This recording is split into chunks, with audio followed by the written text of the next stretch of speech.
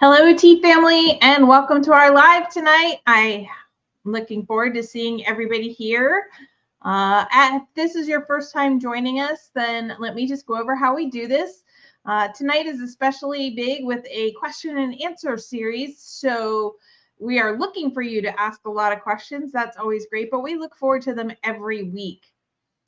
And what you'll do is in the comments or chat, depending on which platform you're watching, that's where you can enter the questions. So we always like you to say hi and then share what you're drinking tonight. Tonight, I'm going to be answering a question as I make a latte. I'm going to make it out of onyx chai. So if anybody has any questions, put them in the chat or the comments, and we're going to go ahead and get started. So I talked about onyx chai, and here is what it looks like. It is black tea. Oops, just spilled some on the laptop. Black tea, cinnamon, cardamom, clove, and nutmeg. And it is very aromatic, extremely aromatic. When we opened this up, immediately my handy dandy assistant who is helping me was able to identify what I was going to do. So this is our onyx chai. Okay, that's what it looks like. It's just regular loose leaf tea. And I've already got it in here. And then if my handy dandy assistant will go grab the hot water, which we have brewing. So all I've done is I've taken the appropriate amount of tea for making a regular cup. I've got my nice clear cup so that you all can see the layers when we make them. Okay, that's the word I was looking for. So it's funny, a lot of people do pour in differently. I like to pour my tea in beside as opposed to on top. Okay, if you'll take that back, please. Now, a lot of times you'll have a chain like this, and what you are meant to do with these is you can chain it to itself if you have a really big one, and that way the chain doesn't fall in, although I have had that happen more than once. Probably not as much as the handy dandy assistant. And Diane's making a mismatch. Tonight she's having lemon zinger with some green mint mixed in there. That's actually a really delicious combination, it sounds like. So let me set my timer. 3 minutes for the first brew. Onyx chai is a black tea. You can brew it 3 times. You're going to start with 3 minutes for the first brew, and you're going to add 1 minute to each brew. Now, while this is brewing, we're going to go ahead and we are going to make our foam. We're going to make the latte part. Now, I have here some regular cream from a local dairy that we get all our milk products from, and just a regular old-fashioned silver mug for this. Now, the trick is you don't want to put too much milk in there, or cream in this case. You don't want to put too much cream in there because you're going to add a lot of air, and so you're going to add a lot of volume. Now, the other thing is if you want to make those really gorgeous little designs with your phone and make all the pretty pictures, you do want to warm your milk a little bit or your cream a little bit. You're going to want to warm it to about 140 to 145 degrees. That's perfect for making, that's a perfect temperature for making those designs. So I just have a little mobile hand mixer. Turn it on, and now we're just going to mix it up. Now, if you wanted to sweeten this, you could add some sugar in here. Basically, you're kind of making almost like a lighter whipped cream. If you want it more foamy, put your blender towards the top so you see a lot more movement. If you want it less foamy, you can put it towards the bottom. I kind of like it about half and half. Or my other option is that I like it kind of as a whipped cream, so it really takes a while to melt into the latte. I just love those layers. Now, that's one of the reasons why I use cream as opposed to milk as well. The cream is a treat, so we always want to treat it that way. Diane has a new infuser. Ooh, a new infuser better than your old one. I love that. Yes, it's funny how it's the little things in life that make us so happy. That is great. I'm surprised that Stephanie is not joining me in Onyx Chai tonight, though. So, but we are making this up now. We've got about a minute or 30 seconds or so on our tea. I love this little thing because this now comes out and it charges up. Oh, Stephanie is enjoying her go-to Onyx chai. Well, I am going to hand that to my handy dandy assistant. Yay, Stephanie, because then we're going to have the same tea tonight, except I'm turning mine into a latte. So what you can see now is I didn't make it a whipped cream. It's still pretty creamy. I'm trying not to pour it over the laptop. That would be really bad. Best Buy does not need any of my money currently. They just think they do. But that's what we're going to do. All right, there's our 3 minutes on the clock. And then we just take this out. Now this is ready to make more later. Now there's 2 different ways you can do this. I'm going to pull this back here a little bit. For those of you that have noticed, yes, the marble board that we normally have up here broke. We probably too much from the hot and cold upstairs and down and transporting and different things like that. But it broke and we haven't replaced it. So we're just using a wooden one. Now, you can just pour this in, but I really like to kind of float it on the top, especially since I like my foam a little bit thicker than most people do. And you can see it. And now, as you can see on the top, all right, there you go. So on the top is now just slowly coming down. If I turn it, there you go. You can see that I've got layers and I've got 3 different layers on it. It is perfectly good to sip at this point. Eventually, this is going to become 2 layers. Now, you could have added the sugar into the tea and stirred it up before you added your foam. You can also add sugar to your foam, although that's not normally how I do it. And then you can add it that way, but you're not going to want to try and add it at this point because then you're going to have to mix everything and that is just not going to work as well. And the flavor's not going to really mix or you're going to destroy your layers. And like Stephanie, I love the layers. I think it looks really cool. I love watching it just gently kind of come down and then you'll have really kind of just 2 layers. Right now we still kind of have 3. We have that bottom layer. In clear cups. This is why this is my clear cup. Just like one of the ones that Amber won last week is that I love looking at the layers and seeing it. And even when this last little bit of tea right here mixes with this one, because I use that thicker foam, almost, it's not really a whipped cream. It's like a half whipped cream. It keeps this white layer on the top right till the very end. And I just love that last little bit of cream with the tea. So that's a really easy, quick way. Somebody asked how they made a latte. And since I had talked about last week, I was going to have Onyx chai anyway. I thought it was a perfect time to make a chai latte. Well, if you get the foam on your nose, what happens then? I don't typically get the foam on my nose. But I could discreetly take a napkin and wipe my nose, I guess. That would be my answer. Discreetly wipe my nose in case anybody didn't hear the handy dandy is a question. All right. So again, if you have questions, please put them in. I do have a couple of questions and one of them was this one, how do you make a latte? And then I actually got asked how much caffeine is there in tea versus coffee? So we're going to talk about the average 8-ounce cup. And I want to do that for a reason because my handy dandy assistant doesn't know how to drink coffee 8 ounces at a time. And usually I have more than 8 ounces of tea in my cup, but I have had 8 ounces at a time, but that's the standard cup. So a standard cup of black coffee is going to have roughly 95 milligrams of caffeine in it. Now, a black tea or a black tea blend where any of the ingredients don't have a caffeine essence to them as well is going to be roughly 47 to 50 milligrams of caffeine. So almost half or a little over half of what you have in coffee.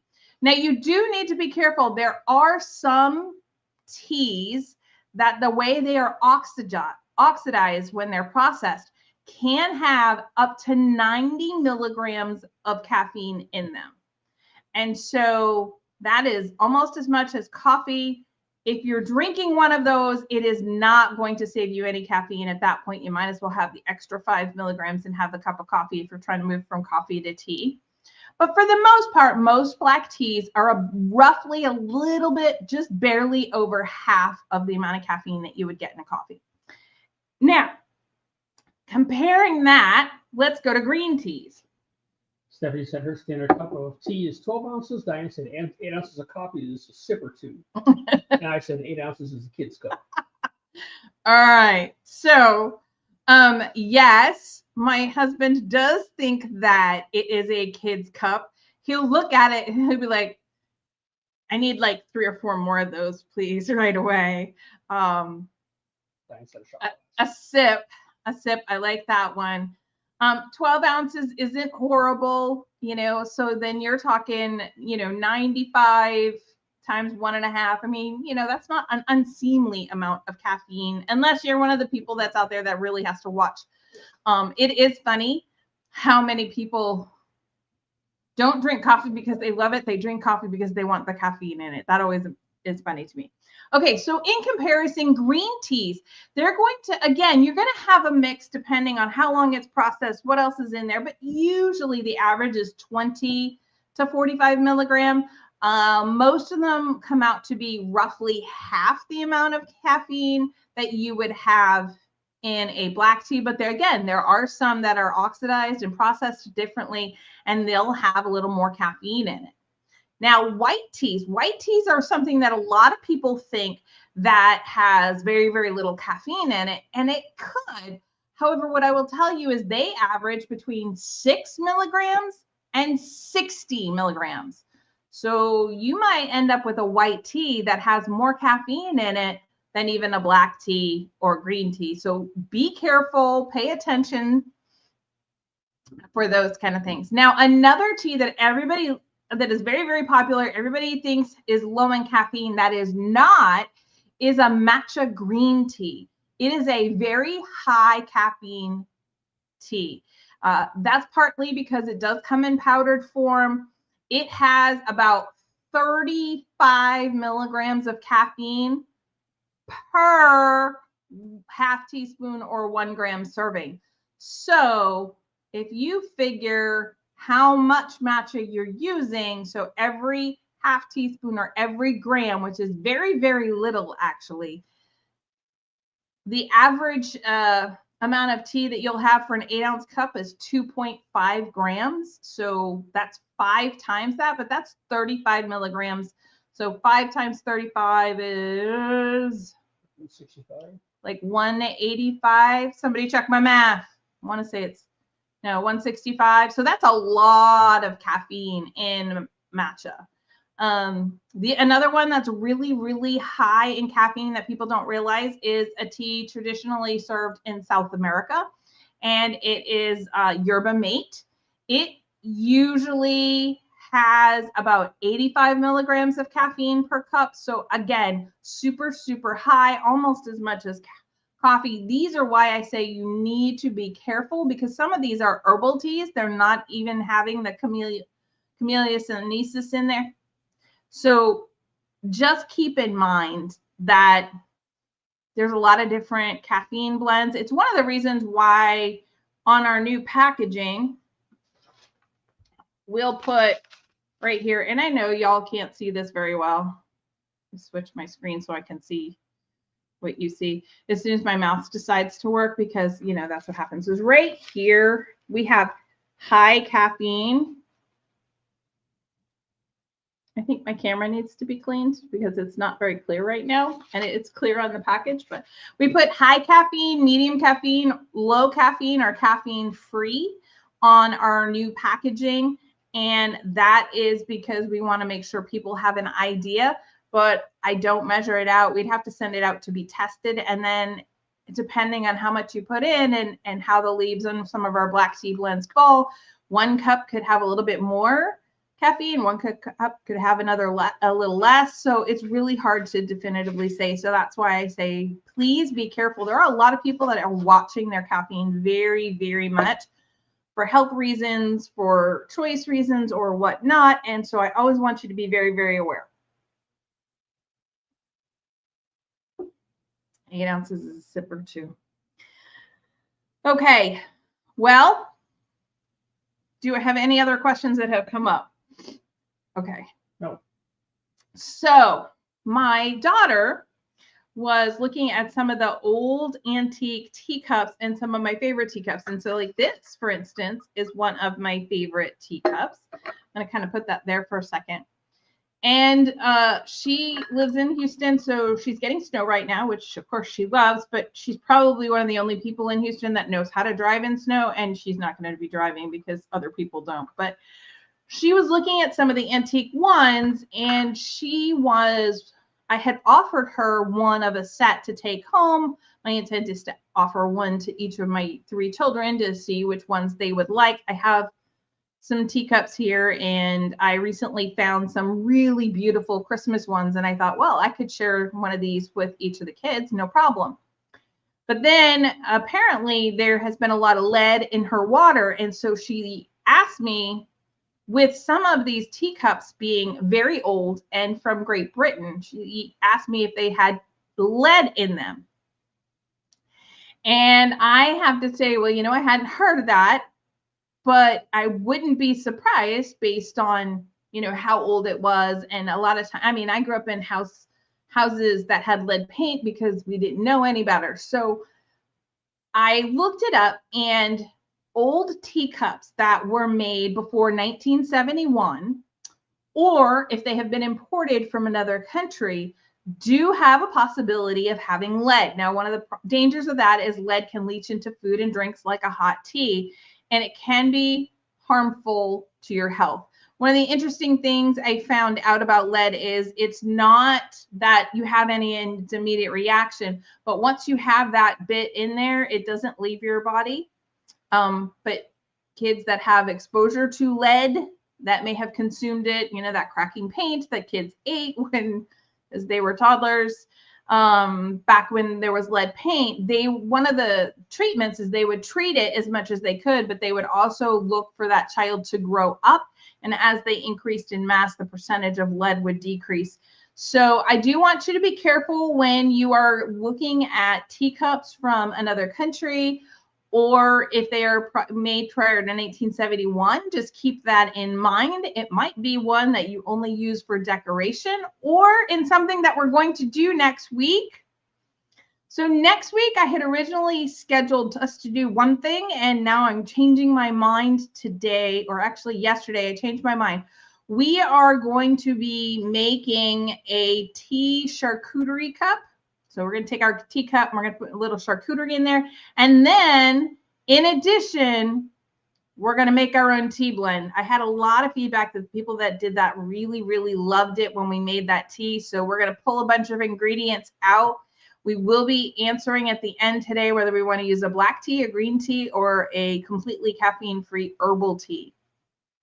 So I see Diane is getting snow right now too. We're supposed to get like an inch maybe. But there's also uranium glass that was made, and it's still around. It looks clear, but if you put it under black light, it'll glow green. Did anybody hear that? Probably don't want to drink out of uranium glass. Can someone just put in the comments real quick if they heard Rich, my handy dandy assistant, talking about that kind of glassware? Just so I know whether to repeat what he said or not, because it's really interesting and something I didn't know till right now. I was this many days old when I learned it. Anybody hear anything? I don't see anybody commenting right now, but it takes an extra second over here on the system. Takes about 8 seconds. Okay. Well, I am not going to... Okay, Diane heard him. Okay, so you guys heard him talking about that uranium glass, and if you put it under light, black little black light, the black light. ultraviolet lights. You put put it under black light, and you can tell. It'll glow green. I am now going to have to buy a black light, and I'm going to go around all my glassware that is clear, and I'm going to have to figure that out because I have some old crystal, I have some old glasses. Yeah, I'm going to be freaking out about it now. I wonder where Katie gets it from. Her mom. I can show you. There's a place in Abilene that has uranium glass for sale, so I can go see it. Okay, I pass. I pass on uranium glass. No. It's fine. All right, so this one, I actually had to type up a bunch of stuff because one of the things that we were working on, I will give you a hint. I didn't get it today. I didn't get in contact with my testers today. I missed them this morning, but we are going to be giving them a new caffeine-free tea blend starting next week to test. And that is one of the things that we're really excited about. Now, one of the things we had thought we were going to be able to do is there's a lot of people asking us about elderberry tea right now and having elderberry as one of our ingredients. And we started to work on that. Oh, Diane says old crystal can also contain lead. Great. That's what made it crystal. All right. I'm just going to drink my latte. Which, as you can see, my latte is primarily just the two colors now. A little bit. I have a little tiny bit in the bottom for the third layer. Just like that. I think it's cool. I do know this is all glass with no lead, though. So that's good. I can feel better about that. Okay. So we were looking into elderberry. We even got purchased some. And then our daughter brought some up around Christmas time. And one of the funny things is she realized that raw elderberries are really, really bad for you. In fact, kind of poisonous for you. So we have stopped even playing with some of the recipes. Now, can you drink elderberry tea? Yes. Nona's will just not be making any that has elderberry in it. Okay. Story. Okay, I will call into that. Now, is it safe to drink? Yes, but what you have to do is you have to make sure you're not using any raw or unripe elderberries in it. It also has to be properly prepared, which means I want to say it's 10 to 15 minutes. This is where I write all my notes down. Yes. 15-minute brew time, and we can't guarantee that everybody's going to follow instructions because sometimes I'll listen to people and they're like, yeah, I didn't really do that. I did it like this. And it's your tea. You can brew it how you wish. We just kind of give you the best practice guidelines, but I didn't want to be responsible if somebody got sick because they didn't brew their elderberry tea hot enough or long enough.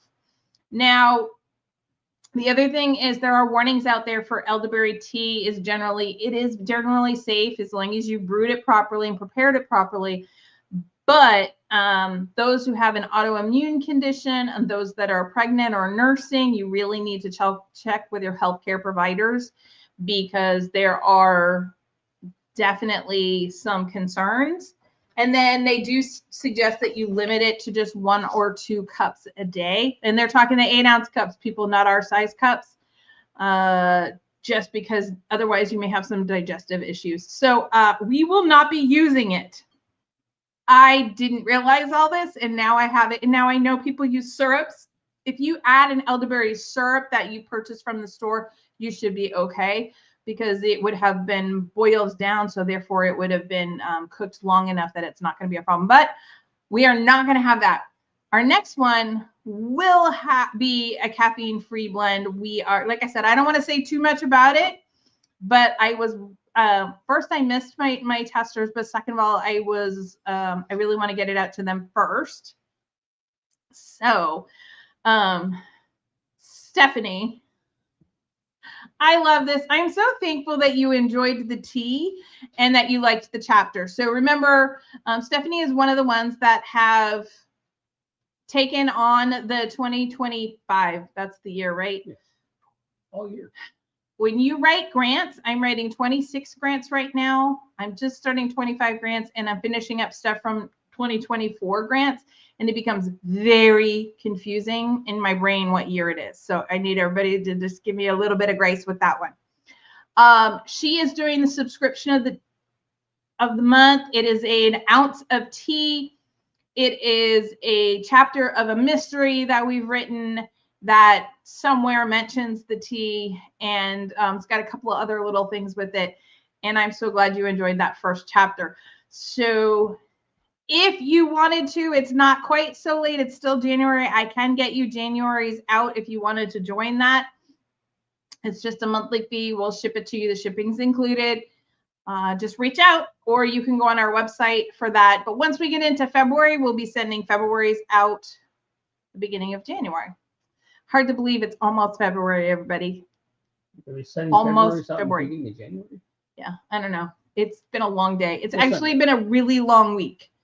A really, really long week. Okay. But yes, next week. So let's stay focused on that for a second. Next week, when we make our blend together, and we'll just have a whole bunch of ingredients out here, and we can kind of talk about them. Do we want to start with a green tea base, a black tea base, or a completely caffeine-free herbal base? Let me know in the comments or the chat, depending on how you watch it.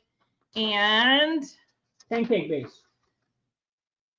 I've never heard of pancake-based tea. Oh. I can't. Okay. So another question that we got. Let me move to here. Okay. I made notes on here so I could read them. Okay. Is it okay to put my loose leaf tea in a bag? And I would say yes, if. Make sure your bag is big enough. Can you go grab one of our bags? I forgot. What kind of just a tea bag, the white. Now, the ones that I would recommend, I've got one vote for green tea. The bags that I recommend are really pretty big compared to how little of the tea, but as we know, we want the tea leaves to expand. All right. So they're really big. I mean, that's basically 2 by 3. No, it's actually bigger than that. It's like 3 by 3.5, something like that. So these are really, really big. They are also made with all cotton, no metal. We don't need an exact measurement. And they're all cotton. There's no nylon. There's no synthetic. There's no poly, anything in there. 100% cotton. This one just happens to be one of the ones that bleach, but usually I don't use ones that have been bleached. I use unbleached so that they're 100% biodegradable. That way I can just dump them outside in my garden or in the compost pile or whatever. But make sure, I mean, if you look how big that is, I'm thinking it's 4 inches. 3 by 3 3/4. 3 by 3 3/4. See, it's not 2 by 3. I was right. It's 3 inches by 3 3/4 inches. So it's really big for just a small thing of tea. Remember, you've seen Rich make the ghosts out of them, and I know Diane said she likes to make the ghosts out of them. I just tie them tight, but they are really good. It is perfectly fine to put loose leaf tea in there, because I do that. And when I want to go to work, I will put my tea in one of these and then just go. Or if I travel, I'll do up a bunch of those bags. I'll put them in a little Ziploc container or a plastic container that seals. And then I have something to keep them fresh while I'm traveling. So yes, there's a time, but the difference is you want to put a loose leaf tea in there. Diane likes your tea bags. And 2 green tea Thank you, Dan. I'm glad you like them. But yeah, they can be really easy, and they're great for when we are doing our samplers. So when you only want to have that one serving, although you may go ahead and brew it 3 times. Trying to get rid of the sneeze that's coming. It's really convenient sometimes. And there are times that if I'm traveling or if I go to church in the morning, typically we're not going to bring an infuser and everything like that. We're going to go ahead and pre-bag it. But I do use little containers like this, and I put my tea in the bag, and then I seal it up. And I can actually probably put like a couple in here if I'm traveling, and then I'll just take a couple of these out. Although at this point now, when I travel for work and everything, I will be traveling with my own water. We talked about that last week. Also, you can use that to hold a tea bag between brews too. You can put it in there. I do prefer a plate, like a little ceramic plate or a plastic plate, paper plate, something like that, to put it on in between brews. Yeah, Stephanie, I do the same thing when I'm traveling. It's just really, really convenient. Now, if we're traveling in our camper, we have a metal canister that I will just pick. But if I'm going to want to take a couple of extra teas, a lot of times I will go ahead and I'll bag them up, or I'll have them ready to go on the road. So we just have to heat the water and go. Okay, so it is okay.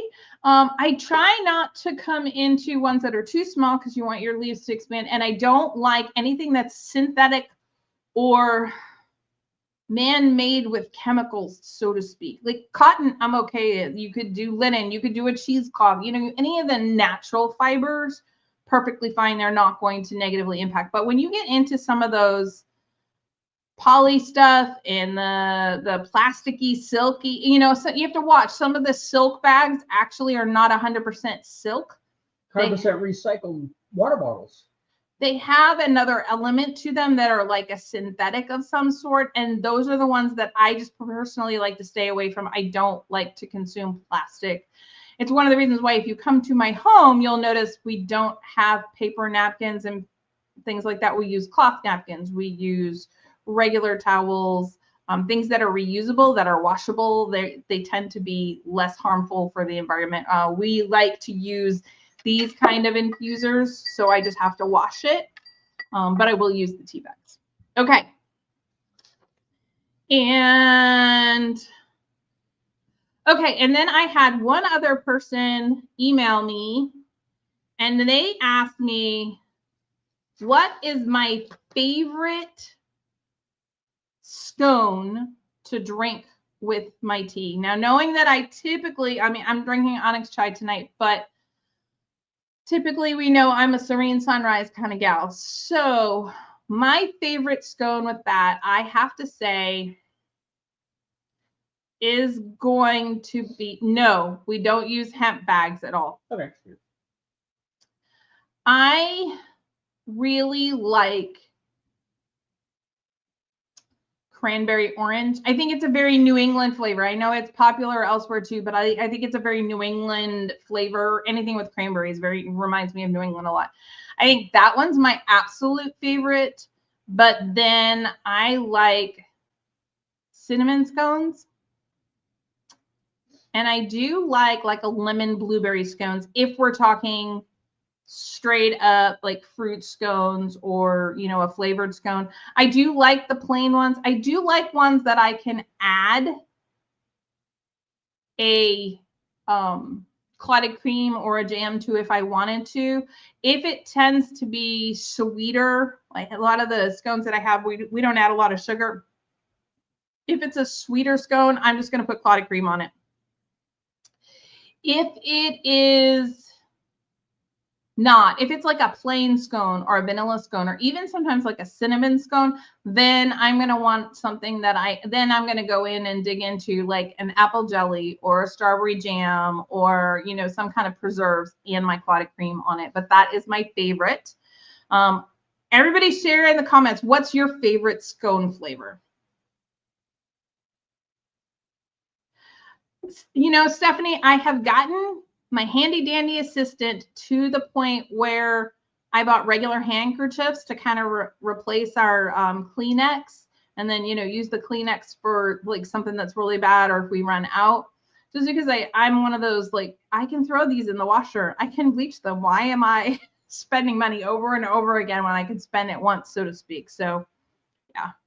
I haven't gotten into sewing the paper towels yet. We use a lot of cloths here, but I've seen them, and I've seen them really cute where you put them on the same paper towel rack and everything. They look really, really cute.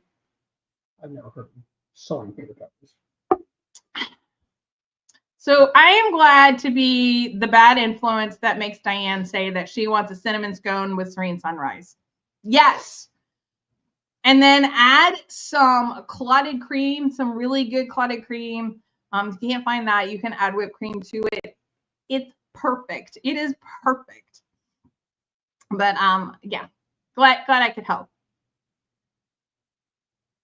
See, orange and citrus flavors. I love them. I know not everybody can. You know, it's funny. I have some friends that are allergic to cinnamon. I have some friends that are allergic to mint, and I have some friends that are allergic to citrus. And it's really chaotic because like those are a lot of my go-to flavors. So I always have to think. Although I will tell you, I did a custom batch of Serene Sunrise for one of my friends that is allergic to cinnamon, and I substituted nutmeg, and it was a different depth of flavor. It had a little more depth of flavor to it.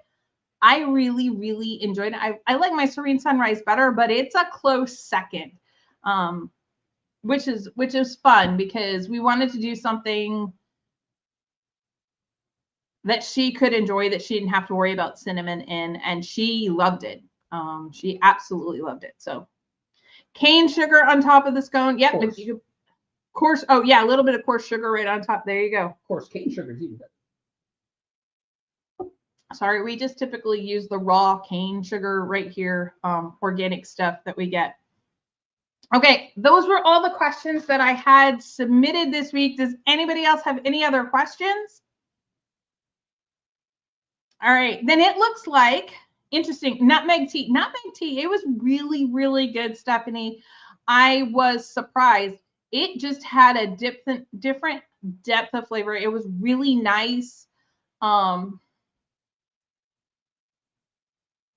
It matched the tea well, just differently than the cinnamon. It was really exciting because we like to be able to do that for people when they have an allergy, a food allergy, to be able to find another substitute so they can still be somewhat close and enjoy that a similar flavor without kicking off their allergies. But all right, other questions. Looks like everybody has voted, or everybody that voted for green tea. So I will start with the green tea next week. And then we are going to add all different things to it. We're going to create that. And then I'm going to do an example of our charcuterie in a teacup. I saw them pop up and I just thought they were super cute.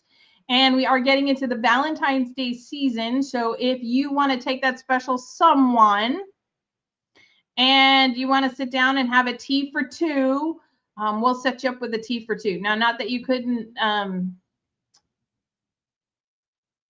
have a tea with some of your girlfriends that might enjoy tea. I know, well, Rich likes tea, but not, my son does, but not all men like it as much. They're not going to want to necessarily sit down and ooh and ah over the charcuterie teacup. They're more like, is this all I got? Where's the real food? Which sometimes I get from this one. Like, okay, that was a snack. That was like a 3-bite snack. But I just thought that would be something fun as we get towards the end of the month. And I want to just make sure I have my weeks right, because this month is going quick. Yes. So next week on the 26th, we're going to make that tea blend together. We're going to do the teacup charcuterie and Galentine's tea. See, I should do that. I would just have to figure out, Stephanie, you'd have to be in charge of the decoration decor stuff, because that's not my thing. I can do a little of it, but I usually go to my experts to do that. I can come up with the menu, and cooking is not my problem. It's the decor around it. But I'm getting shot down left and right. We could definitely do that. We could definitely do that.